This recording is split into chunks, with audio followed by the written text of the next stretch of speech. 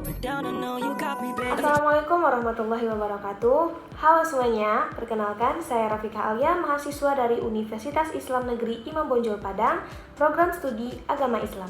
Saya akan membahas materi dari mata kuliah keluarga Islam. Di sini saya menggunakan buku dari Ummu Ihsan dan Abu Ihsan Al-Atsari yang berjudulkan Mencetak Generasi Rabbani, Mendidik Buah Hati Menggapai Ridho Ilahi.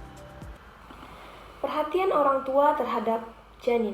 Ketika janin dalam rahim ibu sudah berusia 120 hari, Allah mengutus malaikat untuk meniupkan roh kepadanya, maka jadilah ia makhluk yang bernyawa meskipun belum terlahir ke dunia. Rasulullah SAW bersabda, "Inna ahadakum yujma'u khalquhu fil batni ummihi arba'ina yawman nutfah, thumma yakunu 'alaqatan mithla dhalik, thumma yakunu mudghatan mithla dhalik, thumma yursalul malakul fayanfakhu fihi ruh."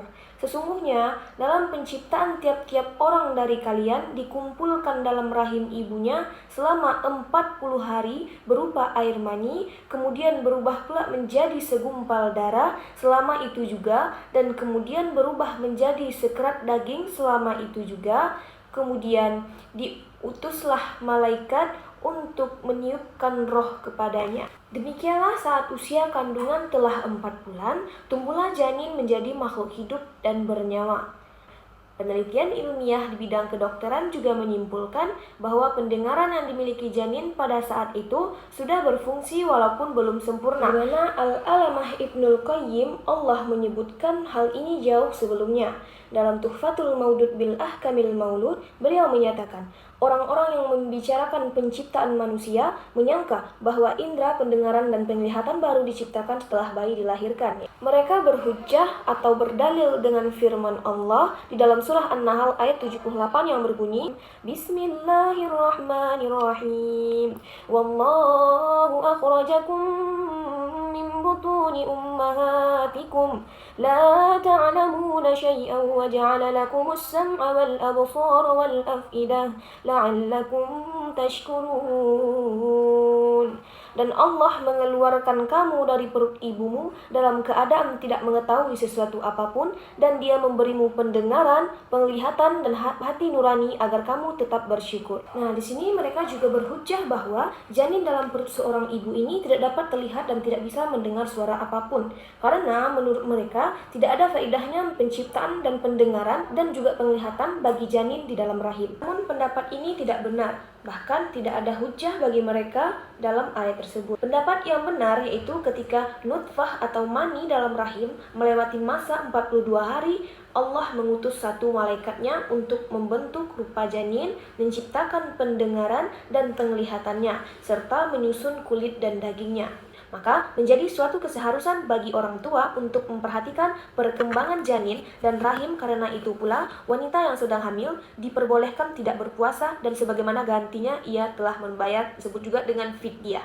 Ini merupakan bukti besarnya perhatian Islam terhadap perkembangan janin di dalam kandungan atau rahim ibu. Oleh karena itu, para suami tetap berkewajiban memberikan nafkah kepada istrinya yang sedang hamil, walaupun di situ istri tersebut sudah dijatuhkan talak oleh suaminya.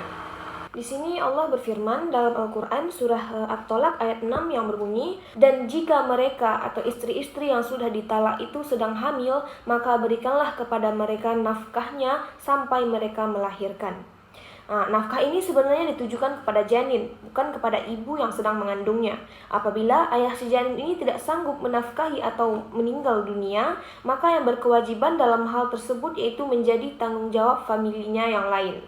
Berikut ada beberapa penjelasan seputar beberapa perhatian khusus dalam bentuk kasih sayang yang seharusnya diberikan oleh kedua orang tua kepada janin. Yang pertama yaitu banyak berdoa dan berzikir. Mengapa demikian? Karena alasannya doa ini merupakan instrumen terampuh untuk menampung kesuksesan suatu perbuatan. Melalui doa ini juga seseorang tidak hanya akan terobsesi, melainkan juga akan termotivasi menjadi orang yang kuat lagi tangguh, penuh optimisme, percaya diri, dan memiliki harapan pasti sehingga mampu memikul tugas dan tanggung jawabnya yang berat. Demikian juga kebiasaan berdoa yang dilakukan oleh para nabi serta orang-orang soleh terkait keturunan anak mereka. Contohnya doa Nabi Ibrahim Khalilullah, Rabbi habli minas solihin. Ya Rabbku, anugerahkanlah kepadaku seorang anak yang termasuk orang yang soleh. Quran Surah As-Saffat ayat 100. Teman-temanku semua, tahukah kalian betapa doa ini menjadi salah satu penyebab perubahan keadaan para hamba dan beberapa banyak pula kebaikan yang mengalir hanya karena doa.